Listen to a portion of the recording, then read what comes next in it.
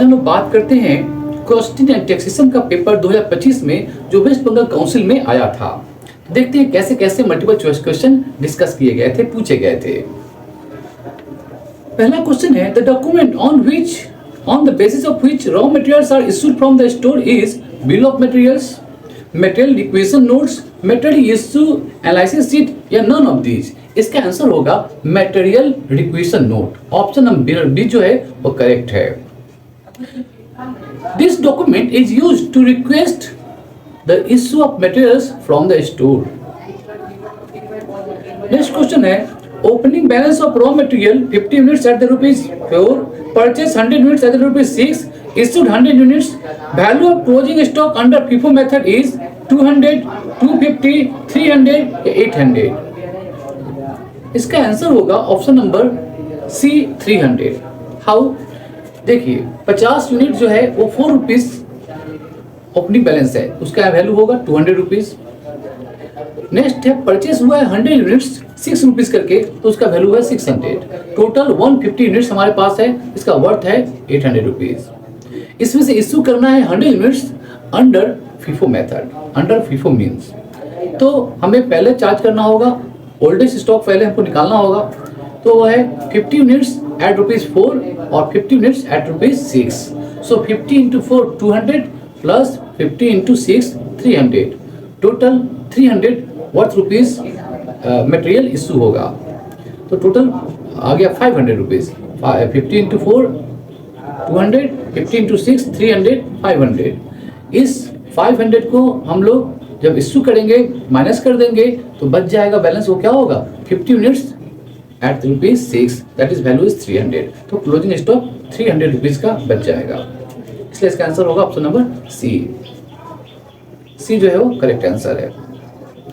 Next question है third number question, store ledger is prepared by. Store ledger कौन prepare करता है?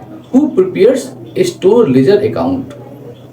Store ledger options are A cost department, B purchase department, C store department या D engineering department. इन चारों में से answer होगा store department. Store ledger is prepared by store department. जो स्टोर लेजर है उसको कौन प्रिपेयर करता है? Store department. Store department maintains a detail record of all materials received, issued and in balance. Next question है question number 4, the documents on the basis of which entries are made in the store ledger are options हैं goods received note, material requisition notes, material return note या all of these। इसका answer होगा all of these। The documents on the basis of which entries are made in the store ledger, the documents on the basis of which entries are made in the store ledger are all of these। It means goods received notes, material requisition notes and material return note all are used। Store ledger is updated based on the goods received note, material requisition notes and material return note। Next question, 5 number question, rate of wages per hour is ₹30। If 1 unit of product requires 5 minutes to produce, then the rate of wages per unit will be ₹250, ₹550, ₹6 or ₹12.50। Rate of wages per hour is ₹30। 1 unit takes 3 minutes to produce। It means 3 minutes equal to 3/60 equal to 1/20 hour। Wages per unit equal to ₹30 into 1/20, that is ₹150। So actually the answer will be ₹1.50, which is not in options। Options में नहीं है, लेकिन इसका answer होगा ₹150 according to following the question. Well next moving to next question, question number 6।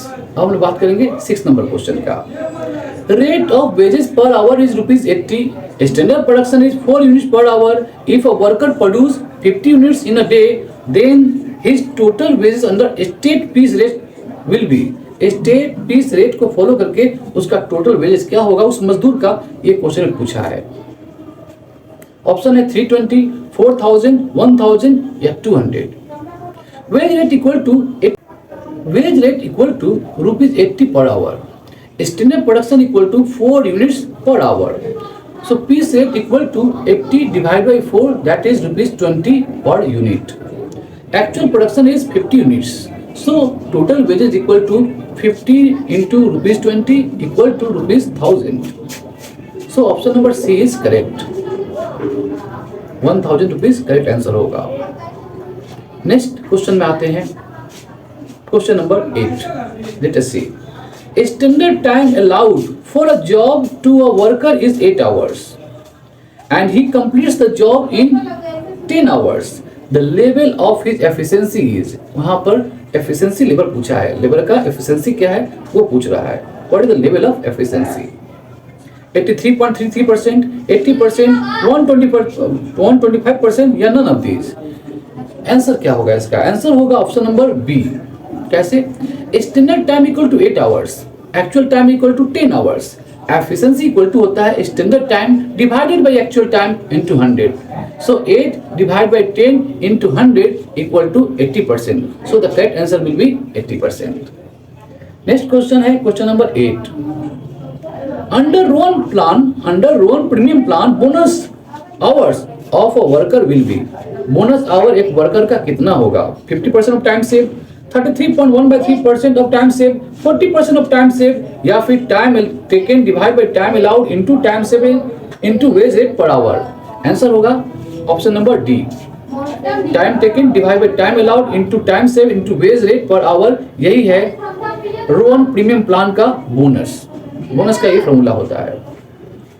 तो ये था question number 8. अब लोग बात करेंगे क्वेश्चन नंबर 9 का. क्या है 9 नंबर question?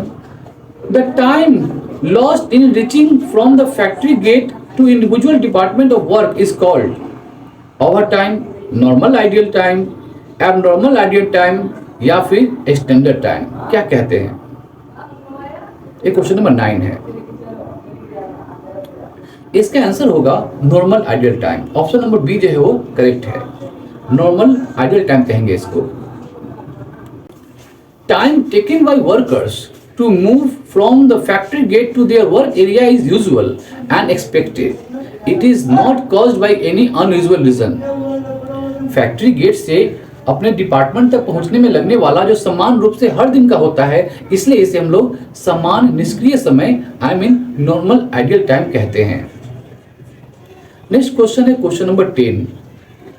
Advertisement expenses are included in which of the following overhead. Advertisement expenses जो है वो किस ओवरहेड में इंक्लूड किया जाता है? ऑप्शंस हैं selling overhead, distribution overhead, factory overhead, या नन ऑफ दीज. इनमें से कोई नहीं. इसका आंसर होगा option number A, selling overhead. Selling overhead correct answer है. Advertisement is part of selling expense. Advertisement is part of selling overhead because it helps to promote and sell the product. विज्ञापन खर्च जो है वो बिक्री को बढ़ावा देने के लिए किया जाता है, इसीलिए हम इसे सेलिंग ओवरहेड में लेते हैं. सब इसको हम लोग सेलिंग ओवरहेड में रिकॉर्ड करते हैं. नेक्स्ट क्वेश्चन है क्वेश्चन नंबर 9. नेक्स्ट क्वेश्चन है question number 11. Income tax paid comes under. Income tax paid जो है वो किसके अंडर में आता है?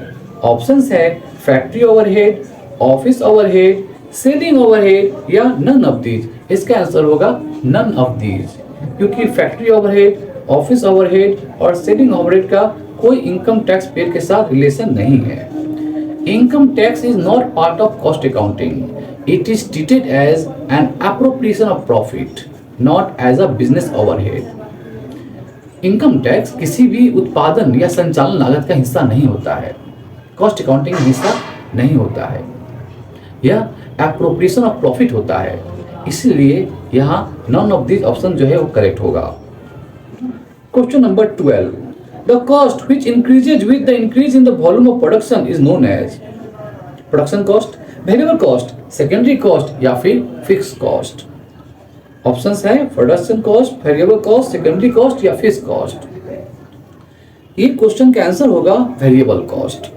The cost which increases with increase in the volume of production is known as variable cost. B number option correct है। B जो है वो सही आंसर है। कैसे? Variable cost changes with the level of output. Variable cost changes with the level of production. More production equal to more cost. For example, raw material.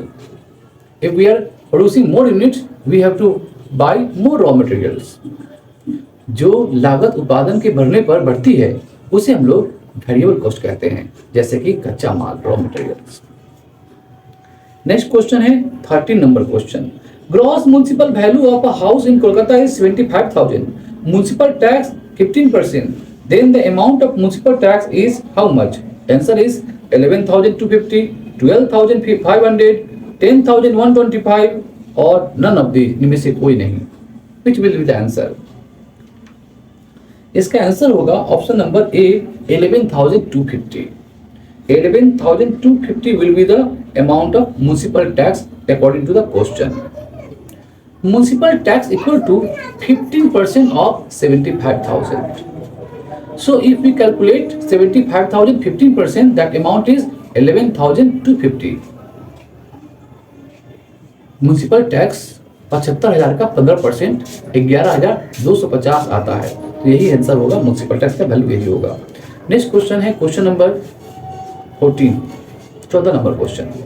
The standard production of a self occupied house, the standard deduction of a self occupied house property as per income tax act is 30% of gross annual value, 30% of net annual value, 33.1/3% of net annual value या none of these, इनमें से कोई नहीं।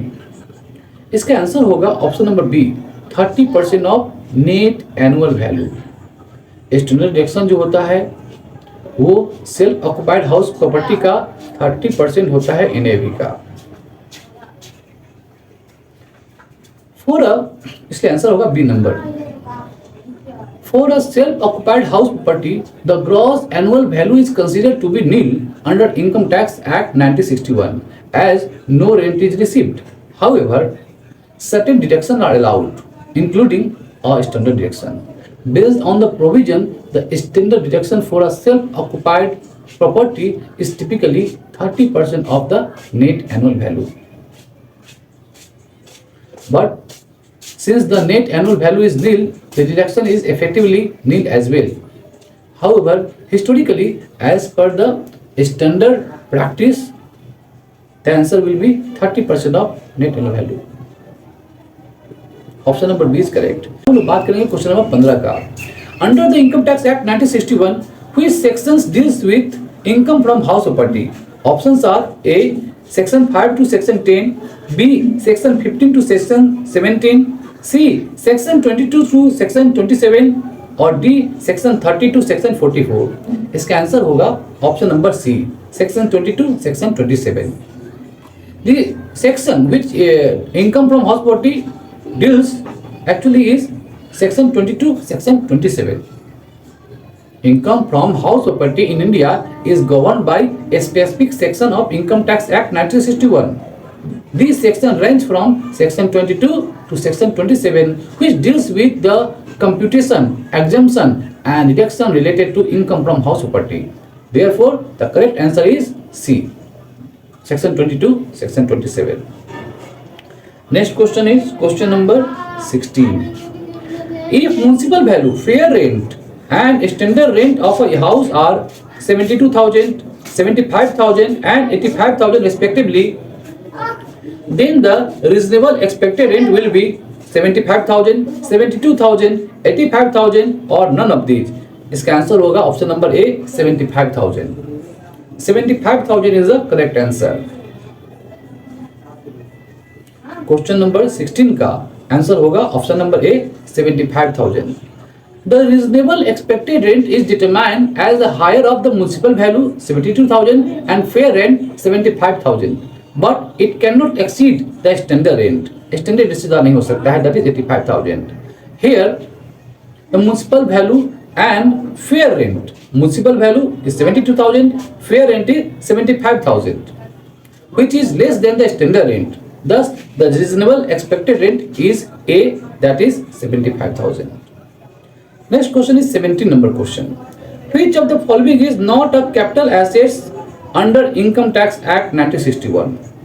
Options are house property, goodwill of a business, furniture, rural agriculture land in India. Which one is not a capital asset according to Income Tax Act 1961? I repeat the options: house property, goodwill of a business, furniture, rural agricultural land in India. Answer is option number D. Under the Income Tax Act 1961, a capital asset is defined under section 2 subsection 14 and includes property of any kind held by an assessee except certain exclusions. Rural agricultural land in India is specifically excluded from the definition of a capital assets, provided it meets the criteria of being rural as defined by the population and proximity to municipal areas. Therefore, the correct answer is option number D, rural agricultural land in India. Next question is question number 18. Which of the following is not treated as transfer under section 2 subsection 47 of the Income Tax Act 1961? Options are sales, gift, exchange, relinquishment. Answer is option number B, gift.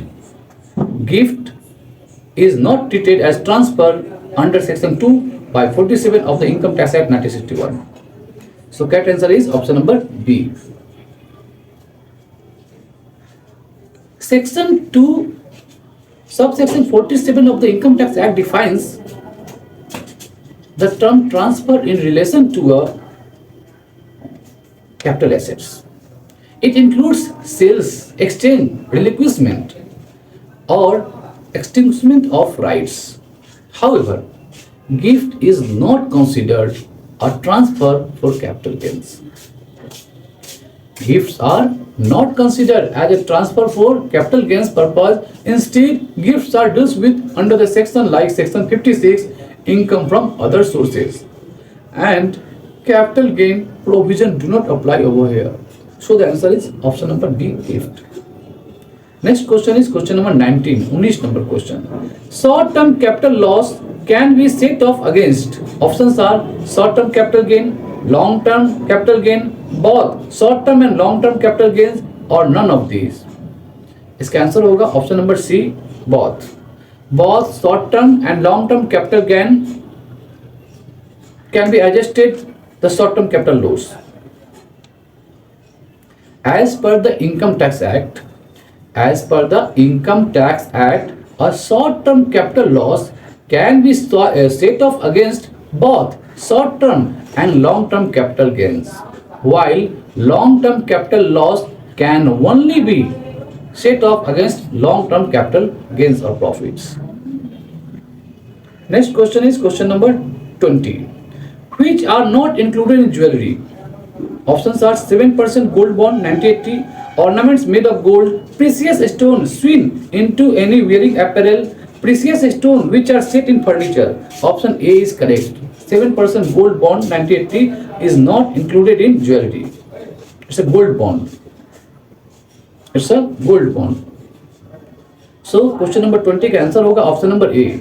The term jewelry includes ornaments made of gold, silver, platinum, or any other precious stones, whether or not sewn into clothing or furniture.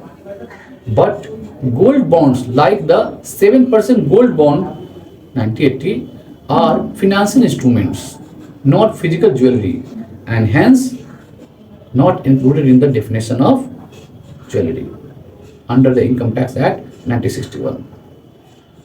So answer is option number A. Now we are moving to question number 21. Dividend received from a foreign company is taxable under. Dividend received from a foreign company is taxable under which head? Options are capital gain, income from other sources, income from salary, or income from business or profession. The correct answer will be option number B, income from other sources.